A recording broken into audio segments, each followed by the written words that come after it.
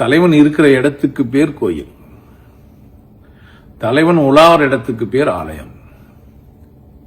தலைவன் இருக்கிற இடத்துக்கு ஒரு விசேஷமான ஒண்ணு ஒரு இடத்துல இருந்ததுன்னா அந்த இருக்கிற இடத்துக்கு பேர் கோயில்.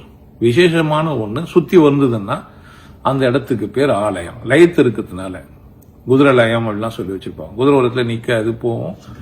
பெரும்பகுதி குதிரைங்க உட்கார கூட உட்காராது, நின்றுனே தான் ரெஸ்ட் எடுக்கும். அதோட ஓய்வு எடுக்கிற பண்பே நீங்க பாத்தீங்கன்னா எப்பவுமே நிற்கும். அதனால அது லயம். ஆன்மா அல்லது மனம் உள்ள இந்த உடம்பு முழுசுமே லயிச்சிருக்குது. அதனால இது ஆலயம், உடல் முழுசுமா. ஆனா சில இடத்துல மட்டும்தான் மையம் கொண்டு இருக்குது, அந்த இடத்துக்கு பேர் கோயில்.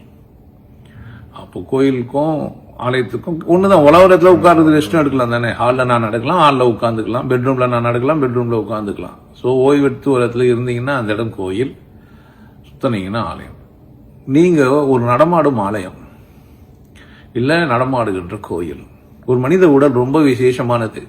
அந்த உடலுக்கு இன்னொரு பேர் தான் யோக குடில். நான் யோக குடில் நீ எங்க வச்சிருக்கிறேன் அப்படின்னா ஒரு கிராமத்துல ஒரு சிட்டில ஒரு கட்டப்பட்ட ஒரு இடம் இல்ல யோக குடில்ன்றது. யோக குடில்னா நீங்க தான், உங்க உடம்பு தான். யோகம் அடைகிறதுக்கான ஒரு வீடு இது.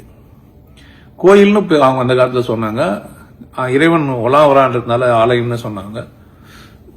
என்னோட புரிதல் இருந்து யோக குடில்னு பேர் வச்சுக்கிறேன். யோக குடில்னு ஒரு கம்பெனி மாதிரியும் ஆரம்பிச்சிருக்கிறேன். அதாவது ட்ரஸ்ட் ஆரம்பிச்சுக்கிறேன். முதல்ல கம்பெனி ஆரம்பிச்சு எடுத்துட்டு ட்ரஸ்ட் போட்டேன். யோக குடில்னாலும் கோயில்னாலும் ஆலயம்னாலும் உடம்பு தான். ஆனா உடம்புல நீங்க விழித்து கொண்டிருக்கும் போது உங்க உடம்புக்கு பேர் ஆலயம். நீங்க விழித்து நிற்கிறீங்க, தூங்குறீங்க, அப்போ அந்த உடம்புக்கு பேர் கோயில். அப்போ ரெண்டுக்குமே சேர்ந்த மாதிரி யோக குடில் நான் வச்சுக்கிறேன். விருப்பம்னா ஒன்றும் இல்லை, பேர்ல என்ன இல்லை. பட் உங்க உடல் ஒரு விசேஷம். அதுக்குள்ள நீங்கன்னு ஒன்று உள்ள உட்காந்துக்கிறீங்க. கடவுளும் உங்க உடம்புக்குள்ளதான் இருக்குது. கடவுள் உங்க உடம்புக்குள்ள இருக்குது. அதனால தான் அது பேர் கடவுள். கடத்துக்குள்ள இருக்கிறதுனால அதை உணர்றதுக்கான ஒரு பயிற்சி தான் யோக சாதனை. அதை அடைய முடியுன்ற ஒரு குடில் தான் யோக குடில்.